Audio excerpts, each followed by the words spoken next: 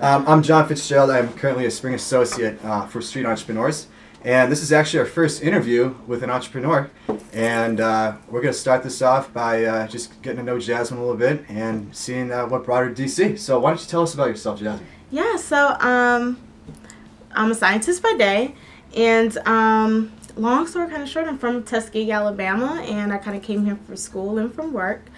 Doing my work experience is kind of how I came up with my product, actually, from my love of high heels and the pain that I experienced while wearing them. High heels. That's really cool. So, what's your product has to do with high heels? Why'd you start this? You said it was being painful when you walked in high heels. Yeah. So my actual true reason for starting this, when I was in Detroit, I was in an internship, and I saved up all this money from being a broke college student. And got this money from this internship, and it was this designer store that so happened to be in Chicago.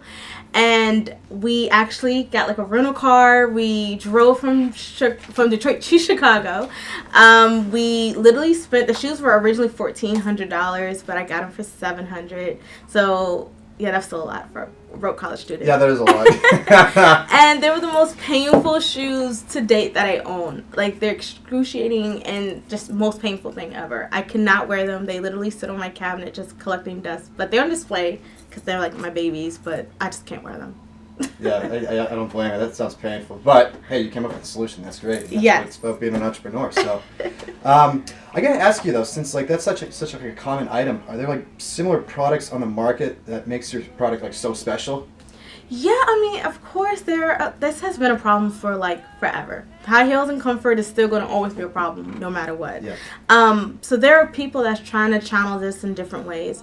That's kind of unique about me, and the way that we're kind of doing it is we're giving people a custom fit over time by wearing these shoes, and at the same time we're still tackling the discomfort that they have.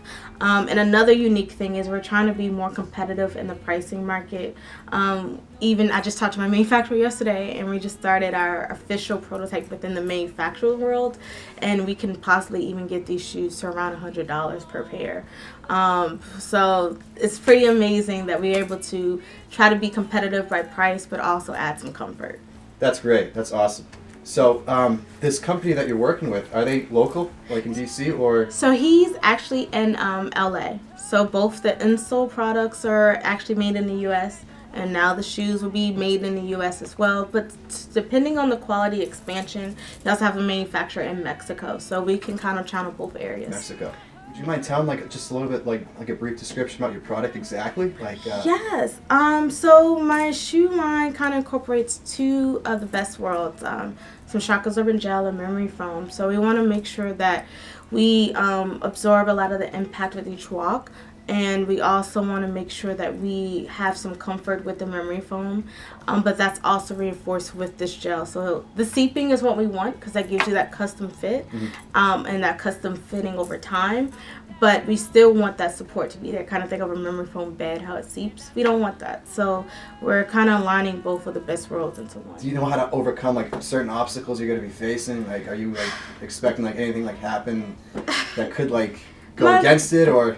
I mean, of course, you always have the intellectual property problem. That's the biggest thing. The hardest one is to get that, especially if you have to come up with something completely new. And for me, my fight is that right now. Yeah. And the next one would be financial. I mean, trying to obtain $1 is hard. I literally have humbled my living situation and everything to put my all into this. But it's just funding. Funding is definitely the hardest part right now. Well, do you remember the moment you decided actually to pursue this dream of yours? I mean, was it like an overnight decision? It probably took like, maybe a couple of weeks to think about. I mean, that's just my take, but I don't know. I actually had this idea back in July of 2016. I never forget, I met this young lady. She started her own business. And we were talking about it, and I was just like, you're so fearless. Like, you literally quit your job, and you're doing it. It's working. Like, I was just so inspired, and she really encouraged me to go after it. And it took me to actually see somebody doing it on their own to know that it was possible. So that's kind of where it came from. I did like a year of planning, And in that year, I kind of figured out, all right, I need to figure my money out. So I need to change how I live and try to come up with things that I could be ready for when I have the finances. I can just go forward. And so it took about a year planning, which I did research and all of that and the groundwork.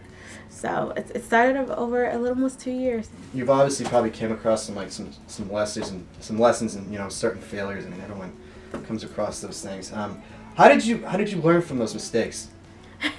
My biggest mistake was just jumping on impulse. I think my problem was I was so like, oh my God, this is taking so long. So anything that I got from a person to say yes, I mean like in a business deal in exchange for some merchandise or a service, I just jumped on it, not really researching their talent, not researching really if they had what I needed. And there was a lot of money that I wasted doing that and a lot of time. And I didn't realize my own ability of what I could really do on my own. And so my biggest thing I would say is my lesson learned is utilizing the free and the cheapest resources first.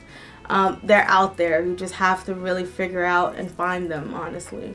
Did you do a lot of networking with people that you knew that were trying to help you out and things like that, or? Well, no, I did a lot of I just did a lot from Google, honestly. That was not my best decision. And I guess because people know, I'm young and I'm new to this, so they kind of took keen onto that. And some things were overpriced, really, from what they should have been. So now that I'm more aware of my product and what I'm doing, I'm more aware of fishing out of who I'm messing with and who I'm dealing with. And I think that makes a difference. They're more confident with working with me, and I'm more confident with working with them.